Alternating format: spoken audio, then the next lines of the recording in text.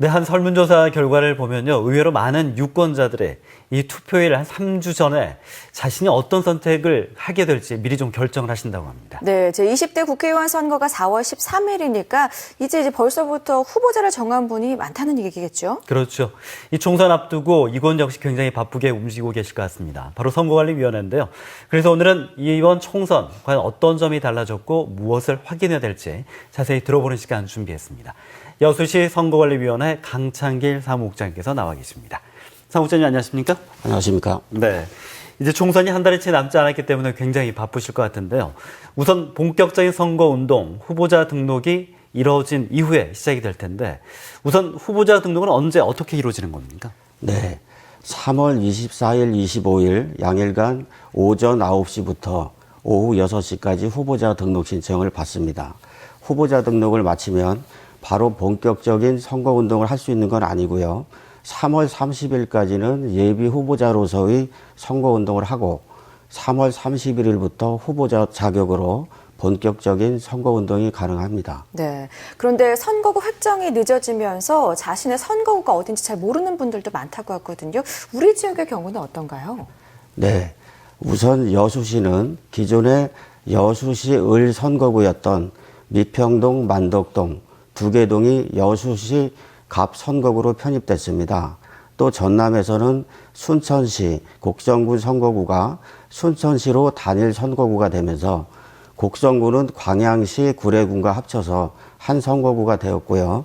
또 기존의 세 개 선거구였던 고흥 보성, 장흥 강진 영암, 무안 신안 세 개 선거구는 고흥 보성 장흥 강진 네 개 군을 한 개 선거구로 묶고 영암 무안 신안 3개 군을 한 개 선거구로 묶어서 두 개 선거구로 통합되었습니다. 네. 여수시의 경우에는 기존의 현역 위원이 그 불출마를 밝히면서 나름대로 좀 선거 양상이 다르게 변화가 좀 있는 것 같다는 생각이 드는데 전남 선관위 쪽에서도요 이 혼탁 주소가 굉장히 높은 쪽으로 또 꼽기도 했습니다. 그 선거 때마다 이 문제가 되는 것 중에 하나가 또 상호 비방, 또 흑색 선전 이런 부분일 텐데 이런 경우에는 어떤 처벌을 또 받게 되는 겁니까? 네. 특정인을 낙선시킬 목적으로 특정인에게 불리한 허위 사실을 공표하거나 공표하게 하면 7년 이하 징역형이나 500만 원 이상 벌금형에 처해지고요. 또 당선 목적이나 낙선 목적으로 공연히 사실을 적시해서 후보자를 비방하면 3년 이하 징역형 또는 500만 원 이하 벌금형에 처해지게 됩니다. 네, 이렇게 후보자의 비방이나 흑색 선전과 더불어서 선거철이면 심심치 않게 들려오는 뉴스 중 하나가 또 이 밥값, 돈봉투 이런 이야기인데요. 아직도 이런 분들이 있을까 싶은데 이런 경우에는 어떤 처벌을 받게 되나요? 네, 선거인을 대상으로 해서 돈봉투를 주고 투표를 하게 하거나 당선될 목적으로 돈봉투 같은 재산상 이익을 제공하면 5년 이하 징역형 또는 3천만 원 이하 벌금형에 처해지고요. 돈봉투를 받은 사람도 3년 이하 징역형이나 500만 원 이하 벌금형에 처해지게 됩니다. 또 후보자 측으로부터 식사를 제공받은 사람은 제공받은 음식물 값의 10배에서 50배까지 과태료가 부과되겠습니다. 네. 과거 선거 시 후보자가 마을 회관을 방문해서 노인 등 마을 주민 50여 명에게 1인당 1만 원 상당의 음식물을 제공한 사례가 있었습니다. 네. 그 결과 1인당 50배에 상당하는 50만 원의 과태료가 부과돼서 이번 선거에서는 이런 사례가 다시 있어서는 안 되겠습니다. 예. 네. 줘서도 또 받아서도 절대 안 된다는 점 꼭 기억하시면 좋을 것 같고요. 이 선거 때마다 또 관심을 받는 것 중에 하나가 여론조사입니다. 하지만 후보자들마다 제각각 자신에게 유리하다 이런 입장을 밝히는 경우도 종종 있는데 유권자들 입장에서는 굉장히 좀 혼란을 겪을 수밖에 없거든요. 이렇게 여론조사 결과 나름대로 제각각으로 나오는 이유가 과연 뭘까요? 예, 비슷한 시기에 실시한 여론조사인데도 불구하고 여론조사 결과가 각각 달라서 유권자들이 혼란스러워하고 여론조사 신뢰성에도 믿음이 가지 않는 상황이 벌어지고 있습니다. 여론조사 결과가 제각각 다른 이유는 여론조사를 할 때 원하는 결과가 나오게끔 응답을 유도한다거나 특정인에게 유불리하도록 편향된 내용으로 질문을 한다거나 해서 방향성 없는 결과가 나오는 게 아닌가 판단됩니다. 네, 사실 여론조사 결과를 두고 의견이 분분한 게 사실인데요. 유권자 입장에서는 이 결과가 객관적인 건지 신뢰할 만한 건지 의아할 때가 많습니다. 이에 대해서 어떤 대책을 세우고 계신가요? 네, 여론조사에 대한 문제점에 대한 대책으로 선거관리위원회에서는 사전에 질문 내용을 심층 검토해서 보완 요구를 하고 있고요. 또 여론조사 결과를 공표한 경우도 관련 규정을 준수했는지 여러 가지를 철저히 확인해서 위반 사항이 있으면 그 경중에 따라서 엄중하게 조치를 하고 있습니다. 네, 알겠습니다. 이번엔 투표 방법에 대해서 한번 알려드리겠습니다. 지난 지방선거 때 처음 도입이 됐죠. 사전투표제라는 제도가 있습니다.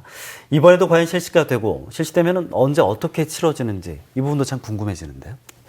예, 사전투표는 별도의 신고 절차 없이 전국적으로 읍면동마다 설치된 사전투표소에서 선거일 이전에 투표를 하는 제도입니다.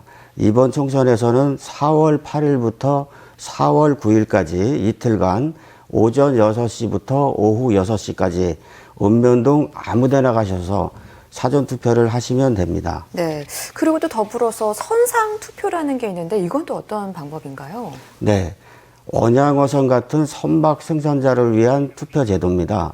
사전에 미리 신고를 하면 4월 5일부터 4월 8일까지 4일간 선박에 설치된 선상투표소에서 투표를 할 수가 있습니다.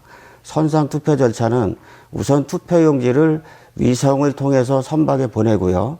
선박에서는 투표용지를 출력해서 투표를 시킨 후에 특수하게 제작된 실드 팩스라는 팩스 기계를 통해서 선거관리위원회로 투표지를 전송하면 선상투표 절차가 끝납니다. 네. 나름대로 최첨단의 그 투표 방법이 도입된 것 같고, 나름대로 보안에도 좀 철저하게 좀 검증을 해야 되지 않나 이런 생각도 드는데요. 요즘 보면은 그 유권자 신분인데도 그 외국에 나가 계시는 분들도 계시더라고요. 이런 분들은 투표권 행사하기 위해서 어떻게 하시면 됩니까? 네. 이번 총선에서 참정권을 가진 재외국민이 한 300만 명 정도 됩니다. 외국 거주 국민은 부재자 신고를 한다거나 재선거인 등록을 하면 외국에서 투표할 수가 있습니다. 전 세계적으로 3월 30일부터 4월 4일까지 대사관 등에 설치된 재투표소에서 투표를 하시면 됩니다. 시간은 오전 8시부터 오후 5시까지 투표를 하시면 되겠습니다. 네, 각자가 처한 처지나 상황에 따라서 다양하게 투표할 수 있는 방법들이 있음에도 불구하고 이 선거날이 임시 공휴일로 지정이 되다 보니까 사실 선거에는 관심이 별로 없고 단순히 쉬는 날로 여기는 분들이 많이 계신 것 같은데요. 실제로 이 선관위에서 실시한 의식조사 결과만 봐도 응답자의 한 20%가 선거나 정치에는 관심이 없다는 의견을 보였습니다. 하지만 우리가 투표는 꼭 해야 되잖아요. 그 이유가 무엇일까요? 네, 국회의원 선거는 국민을 대신해서 일할 일꾼을 뽑는 선거입니다. 또 나라 주인은 국민입니다. 자기를 대신해줄 일꾼을 뽑는데 뒷짐만 지고 구경만 한다면 주인이기를 포기하는 겁니다. 후보자가 정직한지 또 믿을 수 있는지 여러 가지를 꼼꼼하게 잘 살펴보시고 최선의 후보자와 정당을 선택해야 됩니다. 이번 선거에서는 한 분도 빠짐없이 선택하신 결과를 표로서 보여주시기 바랍니다. 네. 혹시나 후보자 관련해서 알고 싶은 분들은 무슨 공보물을 받으실 수도 있겠지만은 다양한 내용은 또 선관위 홈페이지를 통해서 확인이 가능하겠죠. 예, 가능합니다. 네. 끝으로 20대 국회의원 선거와 관련해서 우리 유권자분들에게 한 말씀만 당부해 주시죠. 예. 선거관리위원회는 보수 진보도 없습니다. 또 여당, 야당, 무소속도 없습니다. 오로지 엄정 중립성과 공정성만 가지고 선거를 관리하겠습니다.